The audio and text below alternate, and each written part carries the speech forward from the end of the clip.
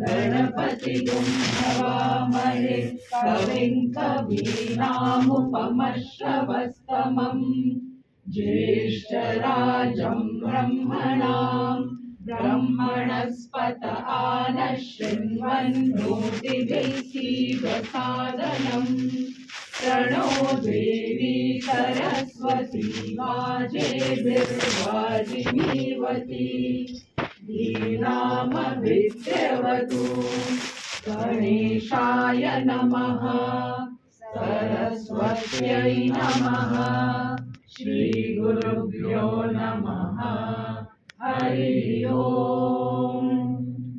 ॐ नमो भगवते रुद्राय ॐ नमस्ते रुद्रमन्यव उतोतैषवे नमः नमस्ते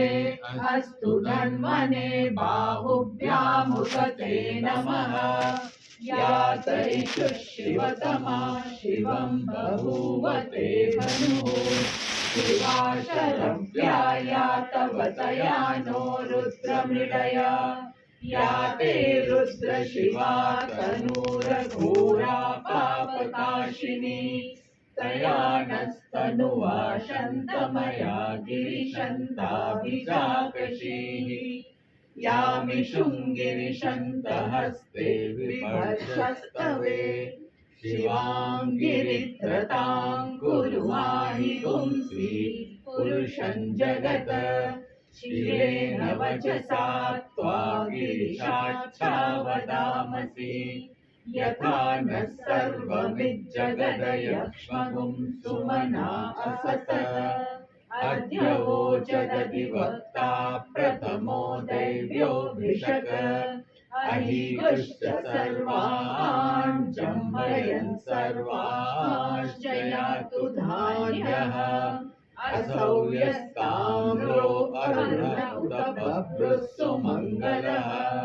ये क्षेमागुं रुद्रा अभितो दिक्षु श्रिता सहस्रशो वैशागुं हेरयीमहे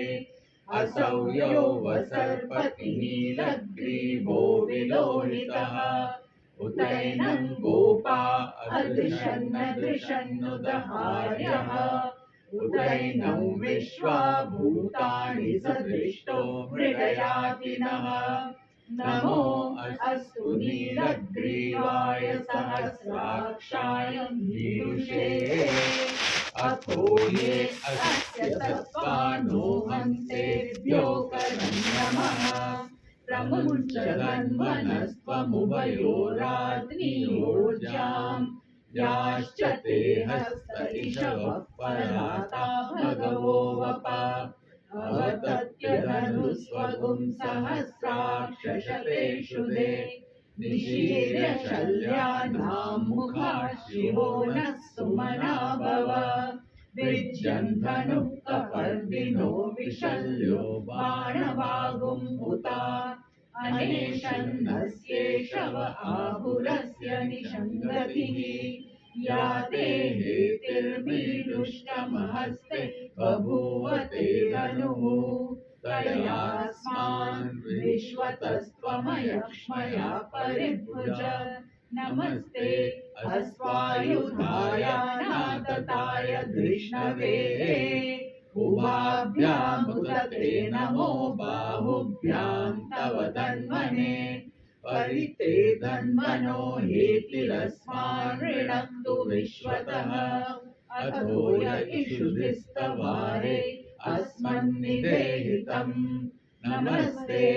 अस्तु भगवन् विश्वेश्वराय महादेवाय त्र्यम्बकाय त्रिपुरान्तकाय त्रिकाग्निकालाय कालाग्निरुद्राय नीलकण्ठाय मृत्युञ्जयाय सर्वेश्वराय सदाशिवाय श्रीमन्महादेवाय नमः। ॐ शान्ति शान्ति शान्ति।